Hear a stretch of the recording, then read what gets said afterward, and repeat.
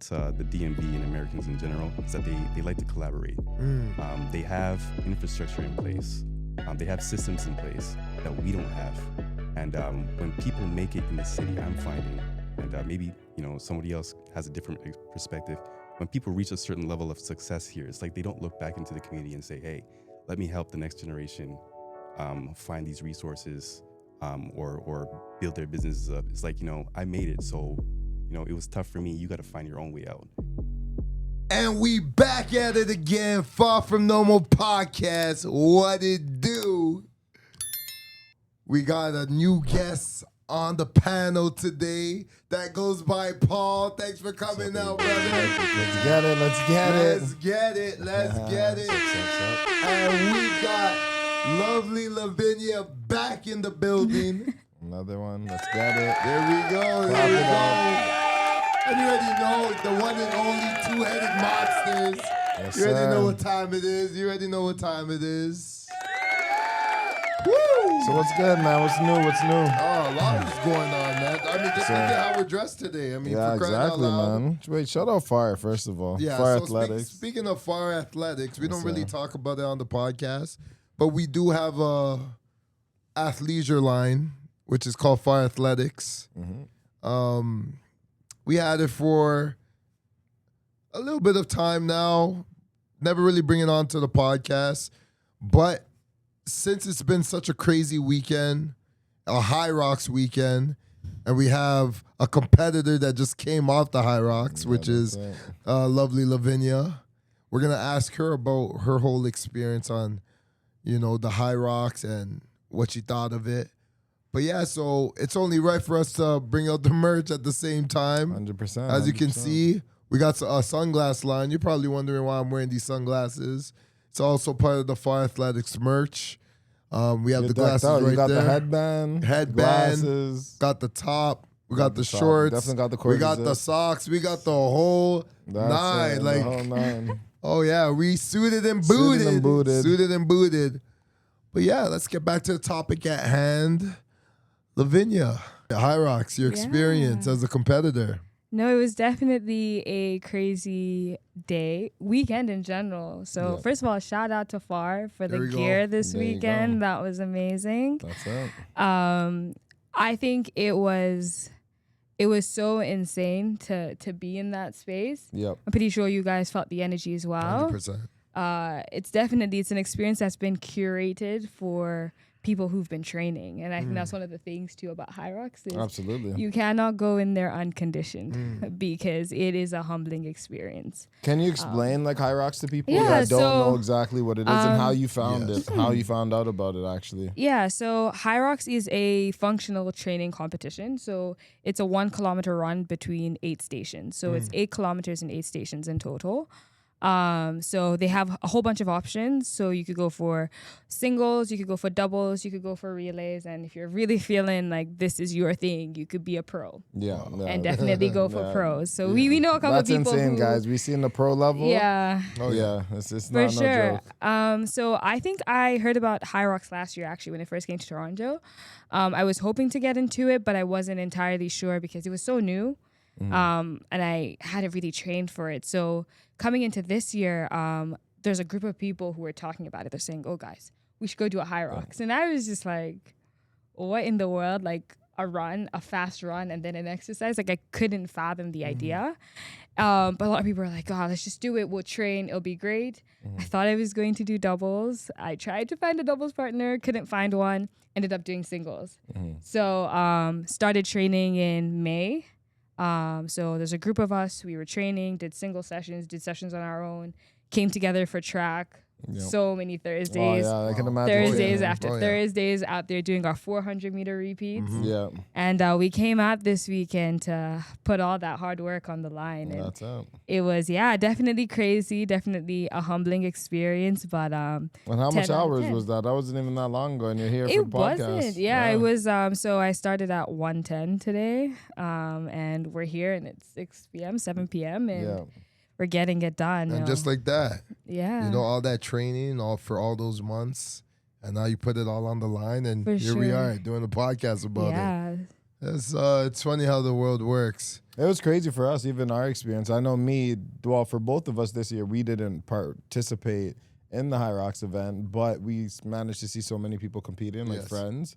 So we got to see Francis, Kwaku, and Benji, a bunch of guys we know that participated in this, and it was pretty impressive just Very to see these impressive. guys, especially some of them are a little bit older, right, in terms of age, but fitness, you couldn't see the difference, right? Yes. So it just shows what you guys can push, like what you can do even at an older age. Like some of the guys that are in shape are, damn near 40, right? Or even past that Somewhere age. in their 40s. Yeah. And just to see like what fitness level they're at that age is like also motivation, I feel like, didn't you see that?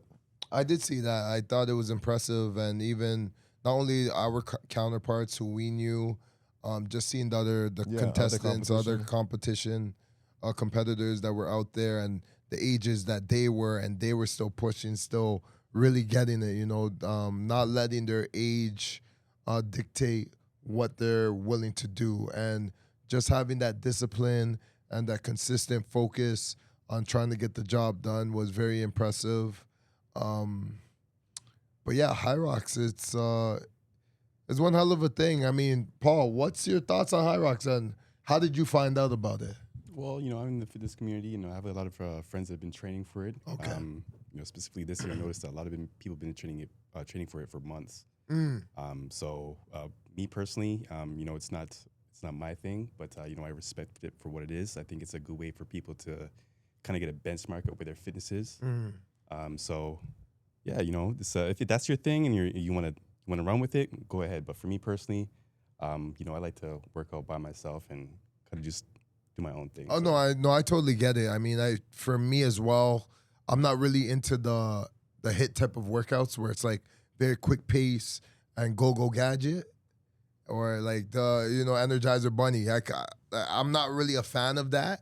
But when you see certain friends are competing, and then the peer pressure of, come on, you got to do it. If we're all doing it, you got to do it as well. Then you're kind of, oh man, There's definitely a lot of work. Like, yes, I know some people it is that a put lot of some work. real time into preparing it. So Yes. I'm not going to knock it. It's Oh, no, it's 100%. But I think a lot of the appeal comes with like it being an accomplishment, right? Yes. Like, certain points in your life you want to have like benchmark moments, right? So I think a lot of people that sign up for these type of competitions is to have that benchmark, eventually look back and be like, oh yeah, I remember at this age I was able to do this competition. I was able to run a marathon. I was able to, I think you can look back and they're like benchmarks of what your fitness level was or what you're willing to do within that year. So I think a lot of people do it for that sake. It kind of like you can keep yourself fit, for example, like consistently for say 10, 15, 20 years. But if you never did any competition, it's really only for your own personal like self, right? Like you're only doing it for your lifestyle. But when it comes down to maybe other people recognizing what you're able to do, I think that's the selling point for competitions. Yeah, I think so too. Because a lot of us today were saying our biggest thing is that we just don't want to be embarrassed. Yeah, like That's what's driving people Yeah. is you don't want to end up in a position where you're walking during one of the laps. Yeah. And it's like actually walking is absolutely fine because you're leaving your all in those stations, because those weights aren't light. They're very heavy. Yeah. So it's like you feel every single exercise, especially in your legs, the lactic acid. Oh yeah, the Yeah. Just build up. off of the second station, you're feeling the lactic acid, but you're Already. thinking to yourself, I do not want to embarrass myself, especially because your friends are out there And cheering they're- you on. They're right in front of They're you. literally right there. Like I could hear everybody each and every time I came to a station. And I was just thinking to myself, you cannot give up can't at give up. any single point. Just get it done and get out of here. There we go. Yeah. There we go. So what's recovery looking like for you? I think I was mentioning to you guys as well. There's a lot of lessons learned, and I think one of them is the fact that I still had more in the tank. So I think recovery is more so just maybe rolling out and stretching, but I think I'm good to go. Like come Monday, I'll definitely be back into my usual routine, whatever my usual routine is, because we were training for so long. I don't really remember what I was doing before High Rocks. Like, I was thinking to myself too, I was like, I hate running, but I think I forced myself to love it because of the process. So I'm just like, you also don't want to lose the fitness. You know, when you train for certain things and you're looking good and you feel good, you're like, I don't want to stop. But it's actually like your body can't really handle this level of aggressive training for too long. So it'll definitely be easing back into routines while trying to maintain what it is that you have going on. That's definitely cool. Yeah, no, that's very interesting. I mean, again, kudos to everybody that was doing High Rocks this weekend. It wasn't easy. It's not easy watching. I can't even imagine being in the arena. Absolutely. Probably next year I'll get into it. Had an injury this year, couldn't really do it, but who knows? What? Make sure you check me out next year. You never know, I might be there. Exactly. But anyways, on to other news for today. Oh man, Paul. Yes, sir. Paul, man. He was in Toronto, decided to pack up his bags, went to the DMV areas in the United States of America. Yes, sir. And how was that? How was that just packing up? You know, were you born and raised in Toronto? Yes, I was. So you were born and raised in Toronto. Yep. You went to the United States. Were you ever living there prior? So this is your first time. First time being outside of the city. There we go. You put yourself out there. You're like, you know what? Chasing his goals. You're chasing your dreams, chasing your goals. You said, you know what? I'm going to pack up my bags and see what life has to offer. And what did you find out there? Man, I had the time of my life, brother. Really? I had the time of my life. Very good experience, and I encourage everybody to spend some time outside of the city. Don't be landlocked. There we go. Yeah.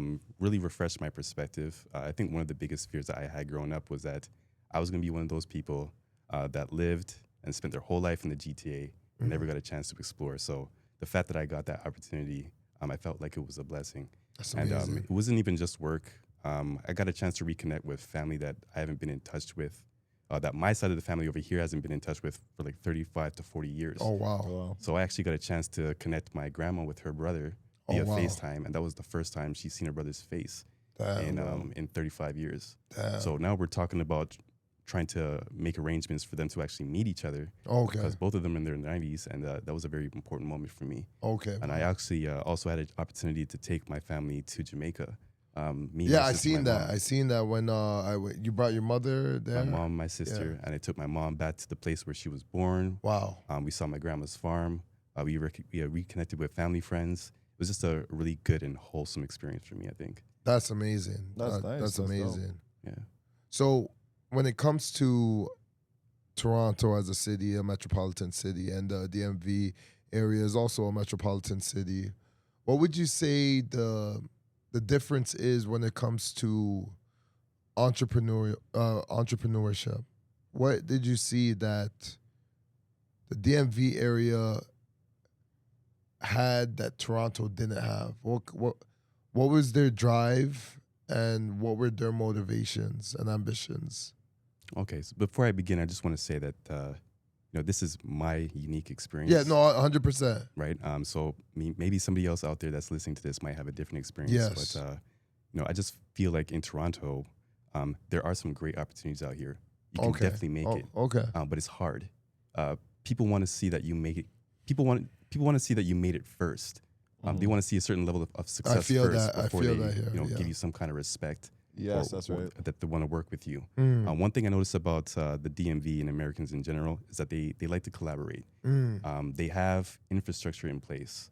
They have systems in place that we don't have.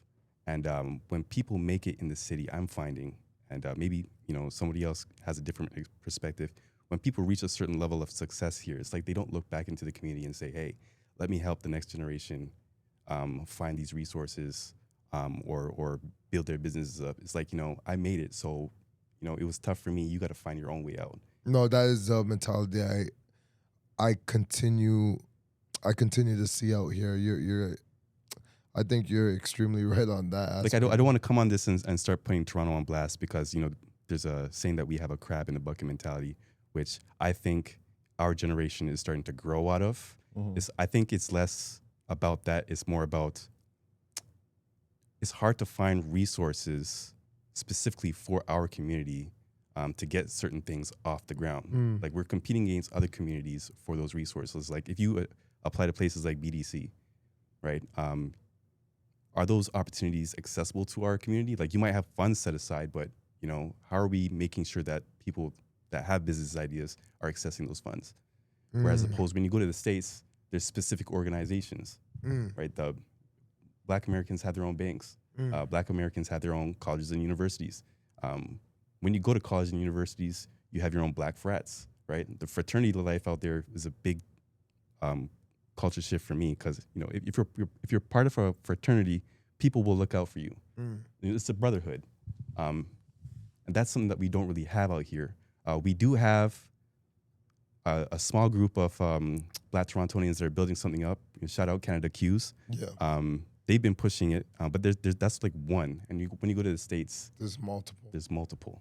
But in terms of population, they have such a big population, like in comparison to Canada, in terms of like even demographic wise, and just obviously people being there a lot longer, like whether it's generations that build stuff, like even for these fraternities, you talk about people that have started fraternities like years ago. You talk over 50, 60, 70 years ago, started fraternities back then, and then the tradition, luckily, because someone started early, the tradition remains today, and like that foundation is still there. But you're right, in this city, there is a lack of maybe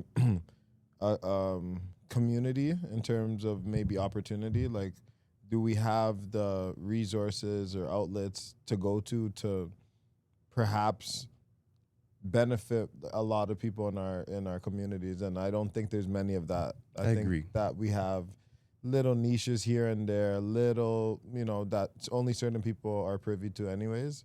So I think that is pretty tough. But I think with our with our generation, how things are going, I'm seeing people are being a little bit more innovative.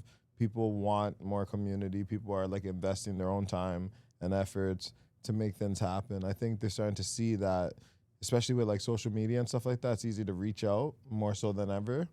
Where before it'd have to be like you'd have to know somebody or you'd have to like go to a community center and try and figure that out. But now social media can push it in your algorithm or a mutual friend. If they like it, it could get to you. And then the community, like you have a bigger web. You can catch like a lot of different people. And then maybe you bump into the right person and it can make something happen. I'm glad you pointed that out because, I didn't want to come across as like, that's something that we're not doing. Yeah. I know that there's communities out there that are trying. They're trying to build something. We're still trying to tap into it and trying to make it work. Of course. I do see progress, and I think in the future, there is light. But right now, I think we need to push a little bit harder personally. Okay, so how about like career-wise, like money-wise? I know America is known for, of course, being more lucrative place to live, but there's also the expenses of living there. So when you compare Toronto's opportunities in terms of jobs, lifestyle, and quality of life, I would say. When you compared it to your time in America, what would you say the biggest like difference was? I think American companies pay more. Okay. For the same job that I'm doing, that I was doing in the States, that I'm doing here, there's definitely more money involved, right?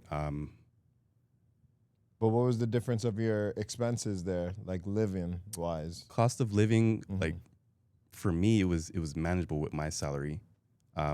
But from what I've been told with everybody else, the cost of living is actually high. So I was staying in like let's say a 700 square foot condo. I was paying $1,800 a month for. For me, that's affordable. You do the same thing over here, you're probably spending about $2,500. Yeah. Right? Gas was cheap, groceries was cheap. But that's my perspective. When you talk to locals out there, they're saying prices have gone up. It's expensive. Real estate, you can buy a home, $350,000, $400K. Here, the same quality of house, like if you're looking at townhouses, 700, 800, maybe even $1 million, right? So when I tell people the difference is, like, living in Toronto, you can get like a 600 square foot place and you're spending 800,000 for it. They're looking at me funny. Like, are you crazy? Like, that's ridiculous. That's it. So it's a little bit of a shock to them. But Toronto is probably one of the most expensive places to live.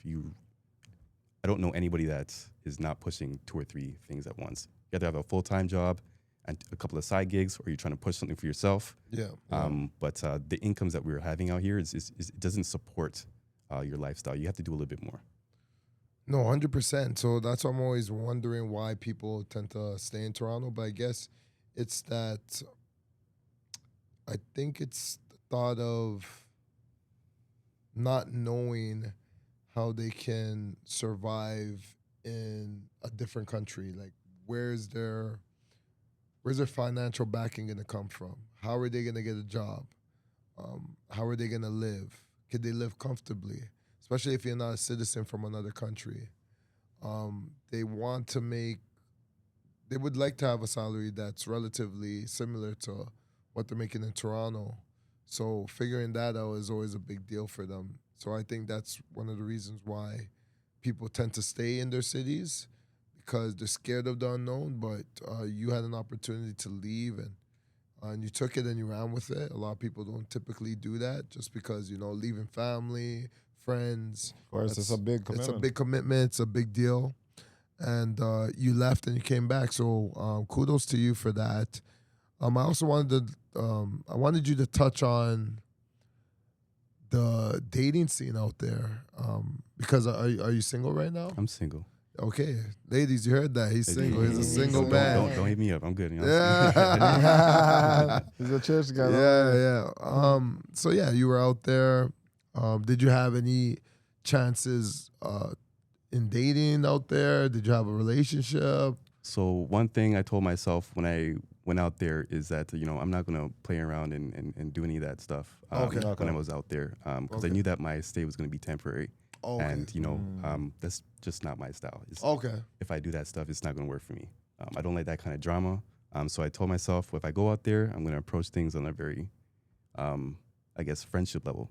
Okay. Right. Okay, nice. So I did go on dates. I did try to talk to some people.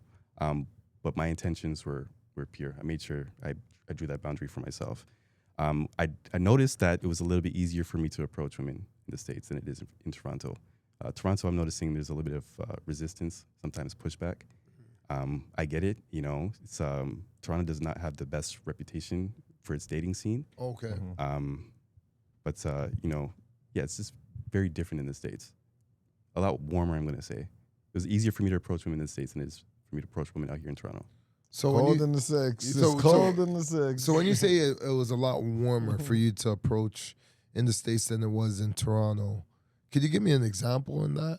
Well, they can tell that I'm from out of town, right? The way that I carry myself, the way that I dress, the accent, I'm different, right? Here, I'm just a local guy. People know me. So I think that's one of the things that I noticed in Toronto, that women like to flock towards, foreigners or men that establish themselves. Out here, if you're born and raised, we have to establish ourselves. We have to find ways around the system to make things work. So not everybody has it, right? When I'm in the States, I speak a certain way, I carry myself a certain way. So it's very easy for me to attract attention. And, Wow. That's it's getting deep, man. Yeah, no, it's crazy because I've never lived in the States. I've been out in the States. I do think that, I guess depending on what state you're going to, they are a lot more friendly. When I went to ATL, I found out like the women were a lot more approachable, a lot more friendly than it is in Toronto. But what's your thoughts on, because I would say, I would argue in different places that women can say, like, the men are more confident, for example, right? Like, as much as we're saying that could be argued, yeah. The women in Toronto might not be as warm as, say, the women in the DMV area or whatever area it may be. It's always different, of course. It depends on the experience. I think most women are probably going to be a little bit more standoffish from the same city that you're from compared to like a different city, because you said the newness, the novelty of it, especially if it's a city that like embraces new people. Obviously, not every city is gonna love a foreigner. I know some places they hate foreigners, so you won't do good there neither. So you get what I mean. But I think also with us being from Toronto and just generally speaking, this generation now, I don't think the men here also are known for like a high level of confidence. I don't think that's a reputation that we have. I think other cities may have this, maybe New York, maybe, certain places that have a little swag to them. People have a little, because would you argue that the men, in comparison, like you said, as you said, women are warmer, potentially warmer in different cities from your own experience. When you're here, do you feel you have to overcompensate for you being from here, though? No. Or I you feel just like come normal how you are? just be normal. Yeah, People could read that. exactly. I think in the States, you just have a little bit more opportunities to do things in terms of entrepreneurship. Yeah. Here it's limited. So, if you're an entrepreneur and you're doing well, you're going to be more confident. Right? That's right. You've gone through more hoops. And just their whole background and the way that they do things, their culture, military background, their athletics, everything. It's built around building that confidence when you're younger so that when you're an adult, you can compete for your country. We don't really have that out here. You have to go out there and find it yourself. You have to develop yourself. So, no, you don't have to overcompensate. Just be yourself. You can find someone if you be yourself. That's right. Yeah. That's interesting. The thing I found the most interesting about this conversation about relationships and stuff of that sort was the fact that you already realized that you're there for a limited time period. So you said to yourself, I don't want to start no relationship. I'm going to kind of wait until I go back home and then see where it goes from there. But do you think that you're blocking your blessings by doing that? I definitely think so because, when I was out there, I had women offering to do things for me and I just was not comfortable receiving it. For example, I around February, the Super Bowl, I had a girl offer me to come to my house, I'm going to have a whole Super Bowl party for you. And I just didn't want to do it. Wow. Because I felt like, if I take her offerings, it's like I'm taking advantage of her. Like I know I'm probably not going to be here for a while. Why am I going to engage like that? So I had to pause that. So you don't think it could have worked out? Because the DMV area is not too far from Toronto. It probably could have worked out, yeah. So that's what I'm saying. Why did you say, it was just a hard no, whereas I just don't think it'll work out, even though I'm here for now, but you're going to come back to Toronto. But what made you say, I just don't want to get into a relationship while I'm in the States, knowing that I'm going to go to Toronto at some point in time? Because my priority at the time was my job. Okay. Right, so I kind of just wanted to focus on that. Okay. And I wasn't sure where they were going to put me. I wasn't going to stay in the DMV for long. There was talks about me going to Atlanta, me going to Ohio. So I knew I wasn't going to stay there for long. I just don't want to play with nobody, I don't want that kind of drama around me right now. Yeah, okay, that makes sense. Okay. That makes sense. No, I think it's good to know that because, we all find ourselves in these positions, right, where you want your cake and you want to eat it too, where, like you said, your time was a short stay. So there's no point to, breadcrumb somebody, for the entire process and then be like, all right, see ya. Like, nice knowing you. If you're not going to put in the effort of the long distance or trying to make it work out, right? I think you have to understand who you are, what it is you want. And I think that would be a lot if you did have to, move back to Toronto and you created a relationship.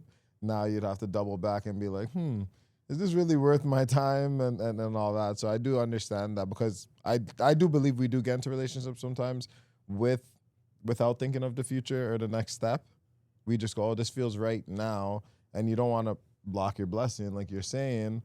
So you're like, let's just see where it goes. But I do think sometimes you do have some premonition to understand maybe in the next year, in the next 2 years, you probably might be in a different country. If you're a guy that travels, for example, or if you're an entrepreneur and you want to relocate, you probably will consider that before you even make something happen. So that does make sense in terms of you doing your thing and focusing on work.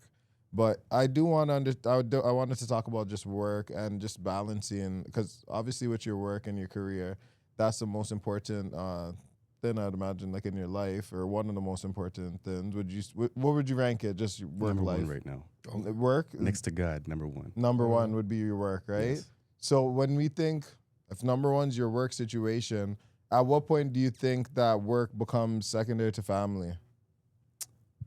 That's a good question. I haven't really thought about that because I'm just not in that position. I haven't put myself out there like that since I came back home. Right now, I'm just focusing on repositioning, getting my stuff together. And when I'm in a good financial position and there's a little bit more stability in my life, then I'll invite somebody into my life. But right now, I need the time and I need the space so that I can kind of just build myself over here. Okay, That's where I'm at right now. Okay, that makes sense. I can't put a timestamp on that right now. Oh, No, it's not easy to put a timestamp Yeah. on those type of things. I can believe that. No, 100%. I mean, take your time. Make sure you feel that whenever you're ready to get into a relationship, then you pursue it. And right now, this is a season of grinding. I know a lot of my guys are also on the season of grinding, so they're disappearing.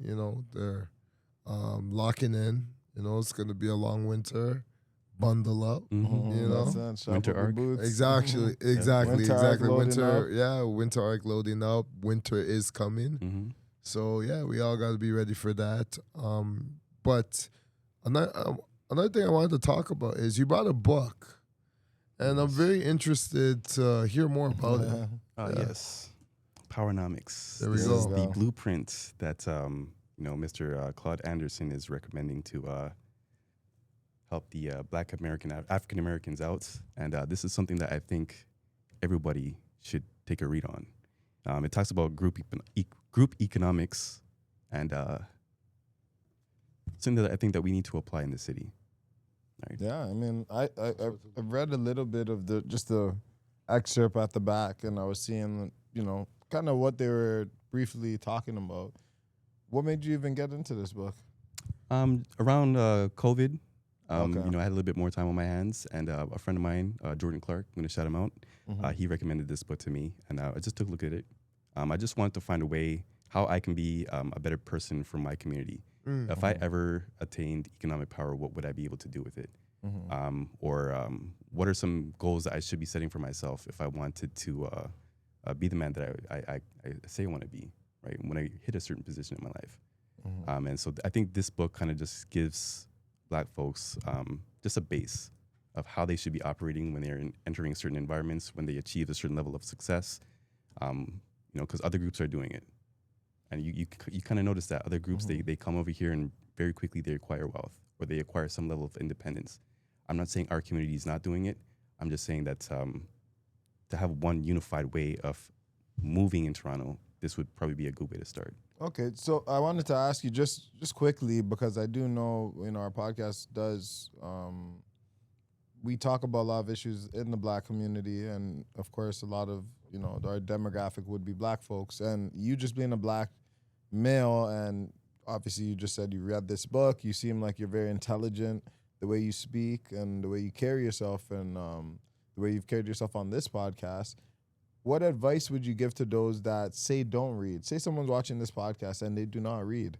You've mentioned this book, and obviously we know in our community, the educational side of things aren't necessarily at the highest level. And a lot of the times when it comes to reading specifically, that's lacking in our culture. It's not something that's promoted, pushed heavy, right? So for those that don't read, and you're a guy that has absorbed probably a lot of books, a lot of information, but the people that are missing out on that, what's your suggestion to those type of folks? How should they lock in? How can they access this information? Maybe an easier way, simpler way. How are they going to get to this information and, maybe improve themselves in terms of mentality, because that's where it starts with. So if you were to give advice, what suggestion would you give to, again, a young Black male, a young Black female that wants to, educate themselves, doesn't know where to start, maybe doesn't want to read? What other ways is there for them to learn and pretty much get this knowledge and maybe contribute to a community? The best advice that I can give to anyone is that, if you want to make changes in your community, it's going to start with you.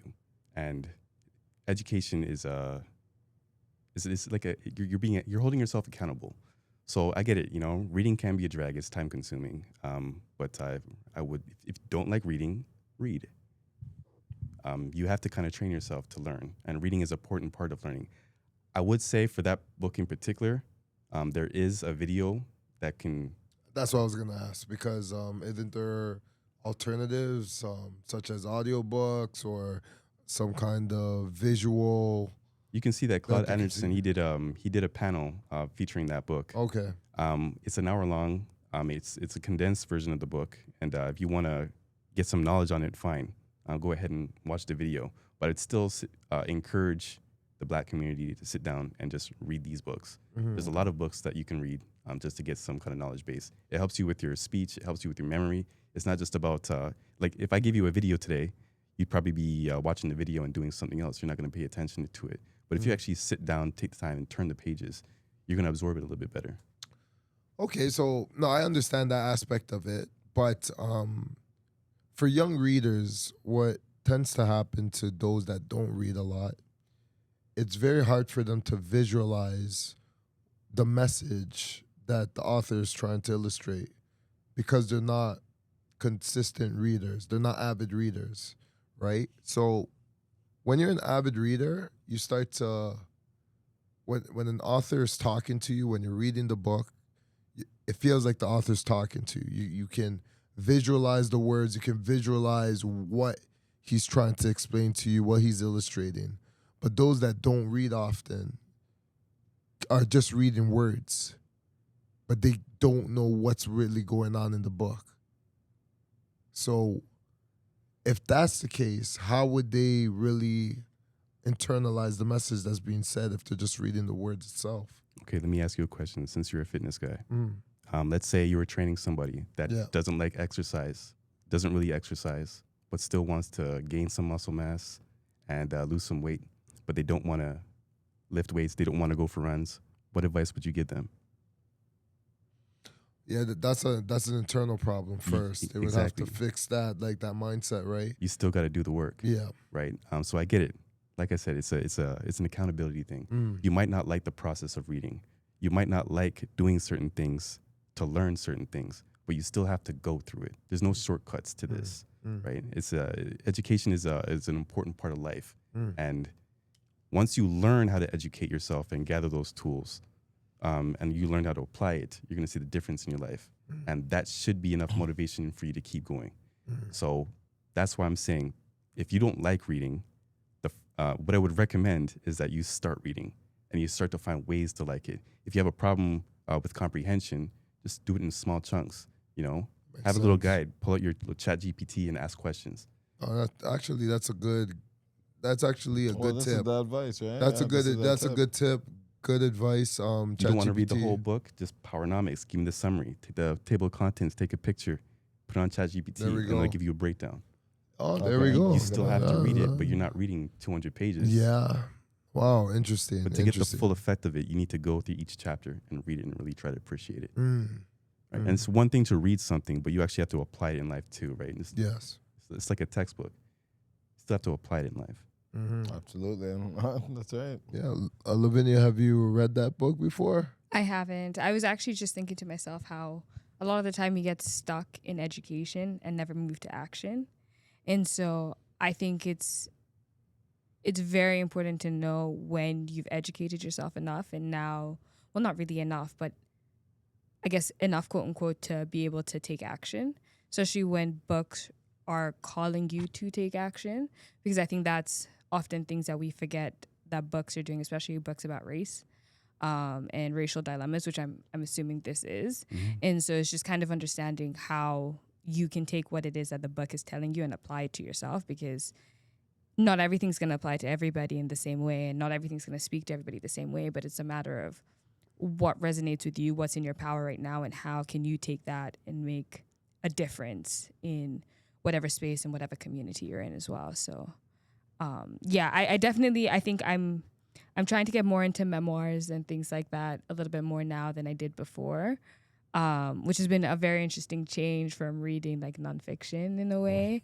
So it's definitely been a little bit harder to digest as well. So when you're used to reading books that are like in a 100%, fantasy 100%. world, Yeah. and then coming to things that are a little bit more serious, a little bit more, I think it even takes longer to read because you can't just take it all at one go. I could sit down and read a random book in a weekend, but it's like books like this, you actually have to take it in, Tempo understand what they're change. saying. You know, you might even go back and read a chapter because you're like, I took nothing What out I of didn't that. Well, understand the it's 'cause chapter. You know. there's actual Yeah. information in there Yeah. that you need to know. It's not like you can miss a little detail. Yeah, in just even Googling words that you've Yeah, Don't never know, heard yeah. before. Just And- it takes a little bit more out definitely of you. the importance of the book will make you go back and you really understand what's going on. I think the thing is, even me just reading, I know I'm not a guy that reads so often, but my brother, he reads very often, and I guess how I got into reading is just doing the simple things. Obviously, just starting with a couple pages,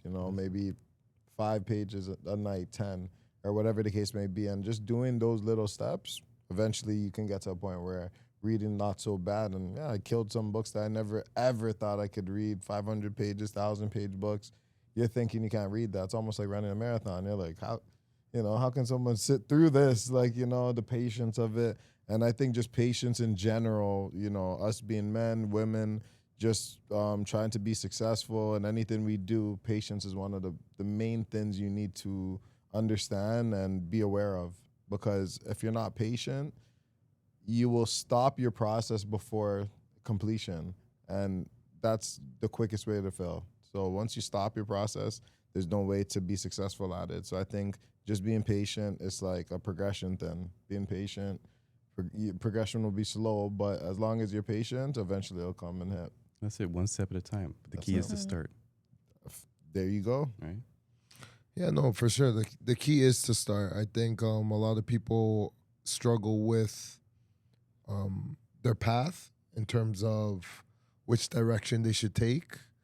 And I think a lot of people just need guidance, right? With the right type of guidance, they're able to basically lock in, right? And I think that's something, and that's why they need people like you, to give them advice and talk about like strategies in which they can, become a better individual, whether that's financially, whether that's in the academia world and in the academic world, or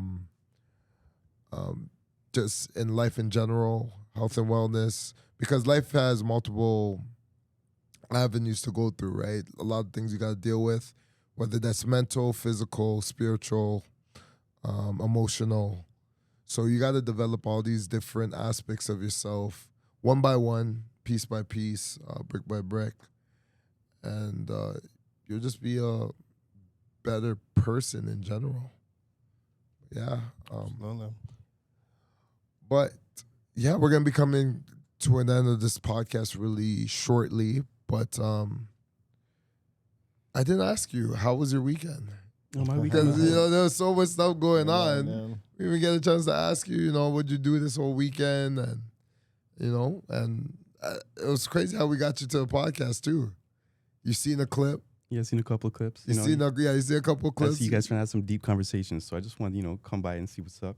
Yeah, no, and we appreciate you coming out and shedding knowledge on us and shedding it to the public.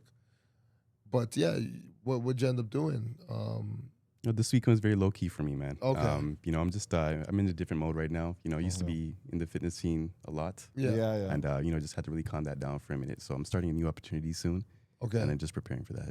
Just doing a lot of studying, staying in the house, and just minding my That's business. good, man. it. Changing pace, and I think that's important too. Like I was doing the fitness stuff last year a lot more, marathon training, stuff of that nature. But I do think every year is different. Sometimes you don't have the chance to do the same things over and over again with the same group of people. Whatever it is that you decide to do. I think sometimes you do need time off, space, so you can create something else on maybe on a different front that could be more important to you as well, right? You never know. I'm pretty sure it's important for you to have this time to yourself to like develop yourself, right? Yes, rest is key Mm-hmm. because things can get hectic sometimes. You need to strategically rest and, just position yourself for the long run. So how do you balance yourself in terms of like when people call you friends?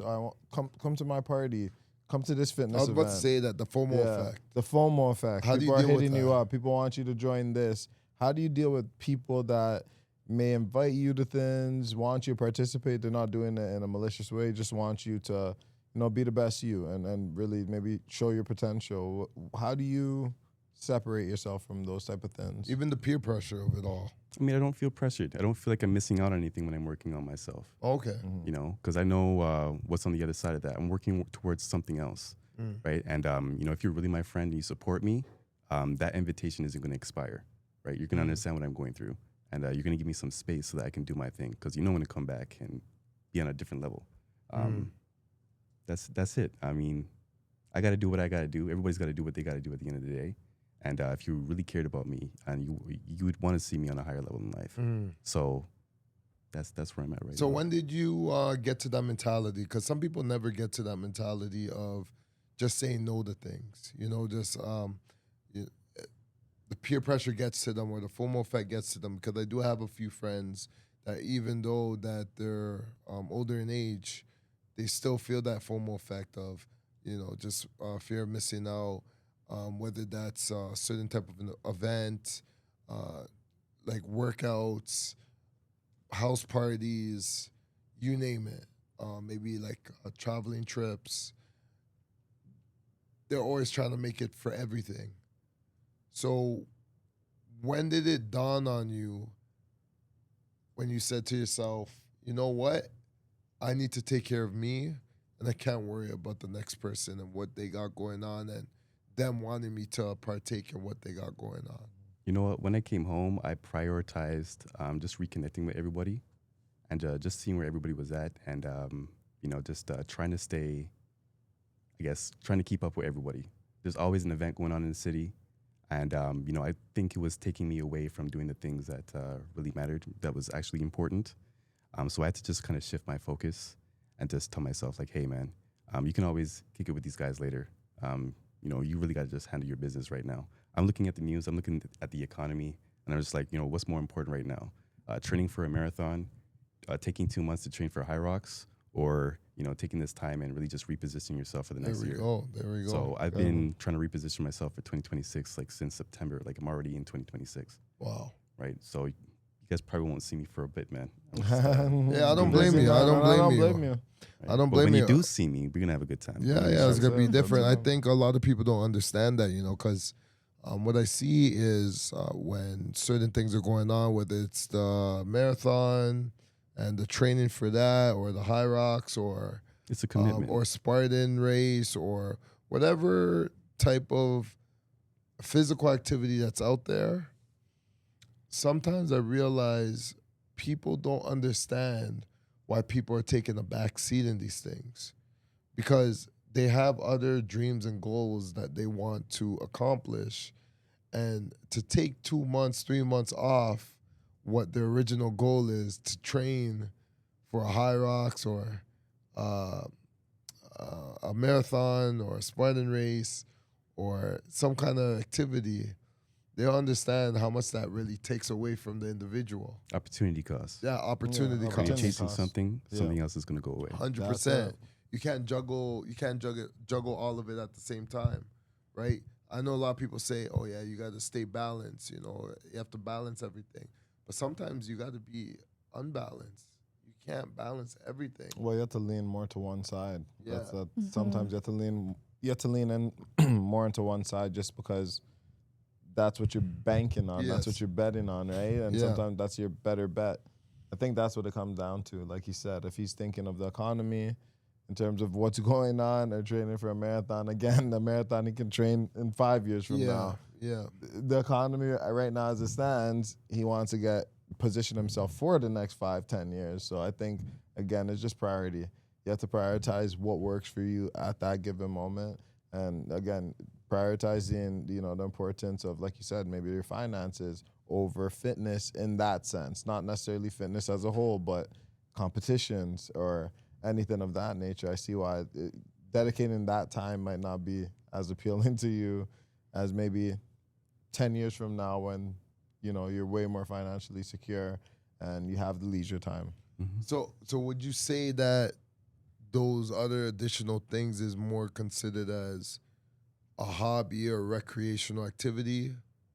Definitely. I'm not trying to make a career out of fitness. It's something that I use to connect with people, just kind of like you said, balance myself Yeah, out and absolutely. prioritize certain things, right? I think that's where I met you guys, actually. Yeah, we did meet through fitness. Back in like Fitness. 2018. Yeah. I was pretty much doing all my workouts by myself. And then I met you guys at, Sweat Saturdays. Yeah. Absolutely. And then I think you invited me to MVM. MVM, yeah. And then that's where the whole social scene kind of happened for me. Met a lot of people in a short period of time. And, it definitely changed my life. Yeah. So I'm not kind of trying to diminish the importance of that. But you kind of hit it on the nose. Like your priorities need to be straight. Balance is key. Absolutely. When you prioritize something, you're just moving some things around. I'm not saying I'm not going to do things in the future. I'm just saying I'm shifting my priorities right now and focusing on what matters to me the most. Yes. Okay, that makes sense. Absolutely. I don't blame him because I think everybody's in different stages in their life. And it's hard to explain in words to somebody that they're doing like a mind shift because certain things are more important to them than others.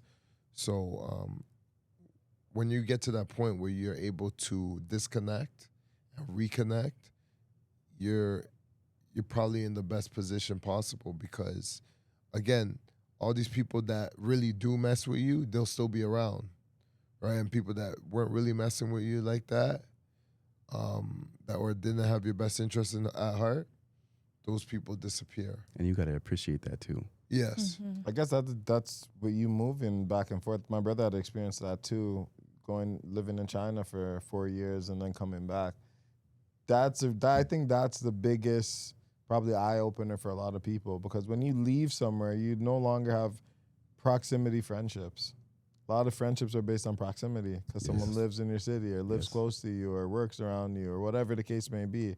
But when you're not around them, can you keep in communication? Can you contact each other? Are you going to contact each other? Are they that important to you if you're not around them? So I think that's a big reality check that even my brother had to face, especially being gone for 4 years and, deciding if he wanted to, continue some of the relationships he's had out here or if he wanted to just move on, right? And that's a tough decision because if you don't know when you're going to come back somewhere, sometimes you say to yourself, maybe I'll just move on with my life, right?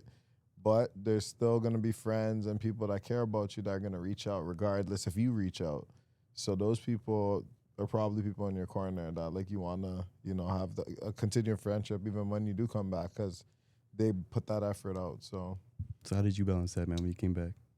I think for me, when I first left, I was already making that mental shift. So I was already disconnecting with people in order for me to be prepared. Why were you disconnecting with people? Because I knew I was going to be gone for a long period of time. Okay. So knowing that fact, if I was still connected with people, it would be harder for me to leave. Okay. So in order for me to have tunnel vision at the goal at hand, I need to disconnect in order to get to the next level. So once I got to China, I was able to, reposition myself like mentally, physically, and then do what I needed to do and then just kind of ride it out because I knew it was going to take a toll on me mentally. And there's days where it's going to take a toll on you mentally, but at the same time you grow and you continue to grow within those that new stage of life that you're in. But then you come back and then I would say that you recreate yourself because whoever they knew before those 4 years is not the same person you are when you come back. It's just like the people that knew you before the DMV move, you're a different person when you came back because your experiences were different. The people you met were different. The things you were doing on a day-to-day basis were different. So that made you a different person. So I don't know if you know it, but you recreated yourself when you came back here, right? Maybe like externally, when they look at you, they're gonna be like, "Oh, you're the same guy, the same Paul." That Externally, I gained 20 pounds. That cornbread, but some people were calling it out. They noticed that I was walking a little bit different.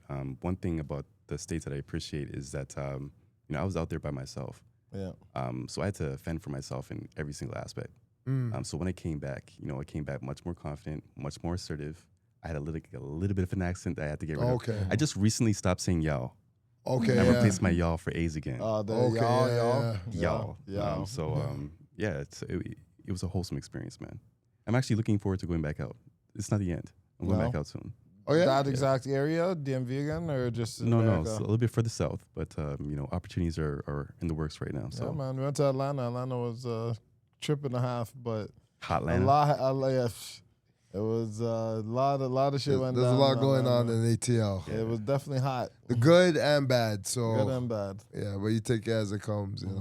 Take it with a grain of salt. Absolutely. But, Paul, I would like to thank you for coming out here, buddy. Thanks, brother. You killed it. Yes, You sir. killed it. Thank you, man. This was a great podcast. I felt like you taught us so much more about just life in general and what people should be focusing on in terms of finance and like your personal finance and even shifting focus when need be. A lot of people struggle with that because they're always trying to please someone. But I think that comes with age as well. When you get to a certain age, you don't really care to please too many people. You only please the people that you care about. So you're able to make an adjustment and make a shift and disappear and reappear when it's suitable. And then what you're doing right now in this season, it's perfect. Keep grinding, keep doing what you got to do.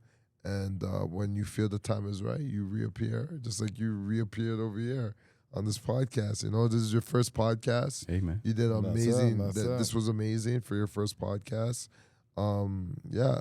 You have anything to say? No, I think I appreciate you for coming through, brother. I think you had a lot to say, and like I said, talk about just prioritizing certain stuff that you have in your life that you feel are important to yourself. This for any young male, young woman, anybody dealing with trying to figure out life and trying to balance, friendships, relationships, and their career. I think you do have to prioritize what's most important for you at that moment. Sometimes you got to put some stuff to the back burner, but I think if you have good intentions, friends will come back, relationships can be reestablished. If you were a good person, if you had a good reputation, I don't think people will shun you. If you had, you had to focus on your career for the last 2-3 years and then now you want to pop back in. I think it always has to be done with good intention. So it's good with what you said. And do you have anything left yourself, Lavinia, to say on today's No, topic? not really. I think it was great hearing you talk about your move, Paul. I think it always takes a lot to move to a different country. I grew up in Uganda, and then I moved here for university, and I just ended up staying for a little bit longer. Okay. So it takes a lot to move and to, do it by yourself and sort of integrate yourself as well and try to find community, try to find friends and the whole work. So good on you. Especially I think it's not as common on this side of the world to do that To do it, yes. as it is for us, because a lot of my friends, like the friends that came out to watch the High Rocks, we all grew up together. So we all grew up in Kenya. So we kind of grew together and we moved together and continued growing together. So it's a little That's bit crazy. different. Yeah, you That's grew up with a community, traveling group. So I think I've been so fortunate and blessed to always have a community, but I know that it's not necessarily the same all the time for people when they move. So Absolutely. yeah. I think that's all we got for today. This is Far From Normal podcast. I already know.